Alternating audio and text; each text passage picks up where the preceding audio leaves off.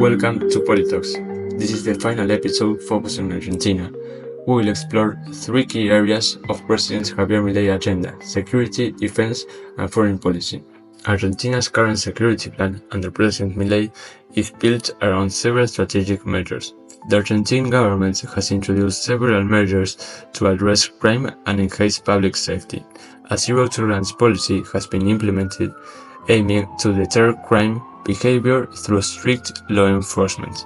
There is also a proposal, still under discussion, to lower the age of criminal responsibility to 14, intended to hold younger offenders accountable with stricter legal framework.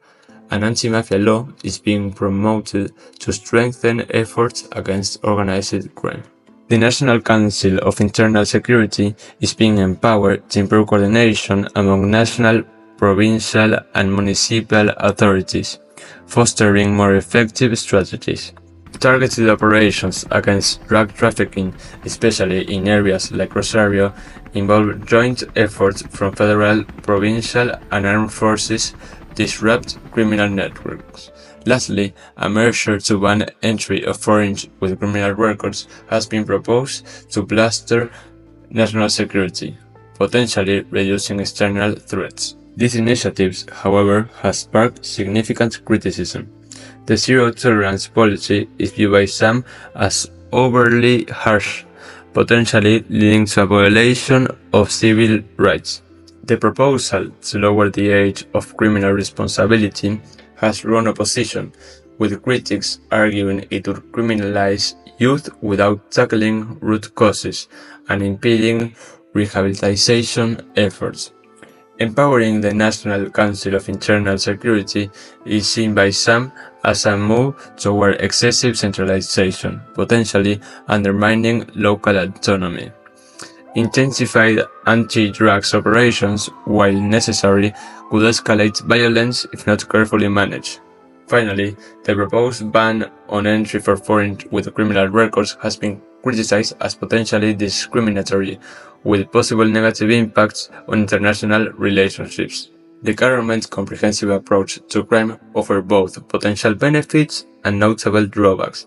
On the positive side, the combination of zero-tolerance policy, enhanced security force reforms, and coordinated efforts against drug trafficking could significantly reduce crime rates and improve public safety, particularly in urban hotspots like Rosario.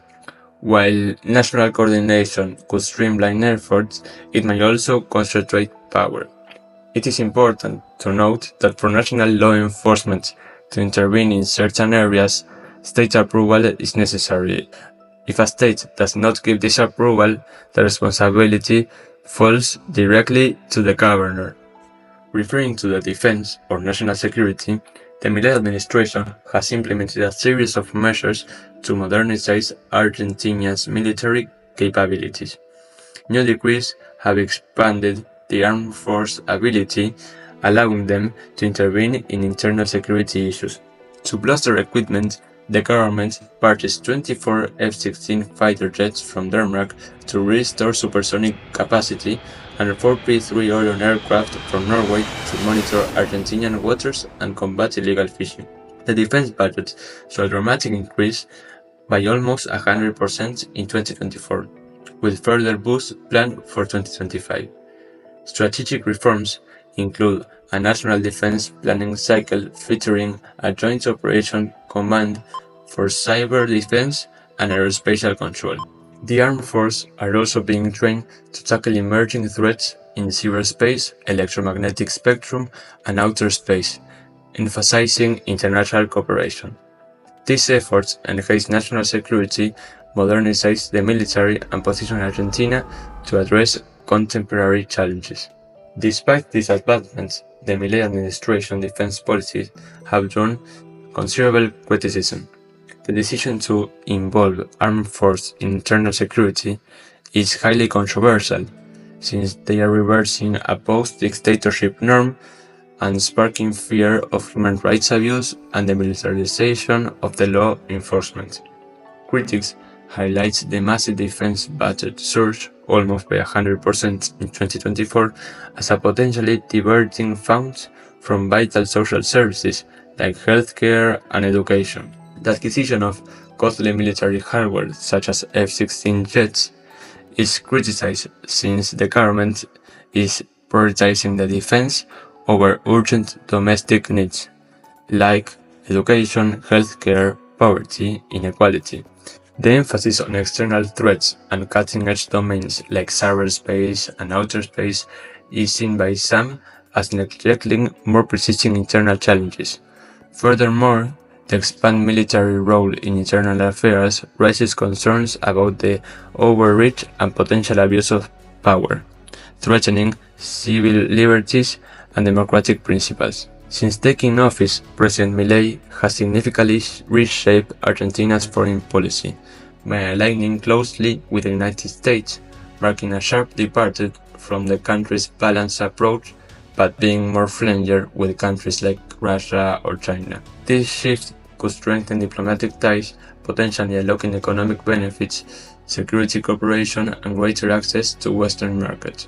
Rather than joining BRICS bloc, involving Brazil, Russia, India, China, and South Africa, Milei has prioritized membership in the Organization of Economic Cooperation and Development, reflecting a preference for Western economic frameworks that may attract investment and trade opportunities in the future.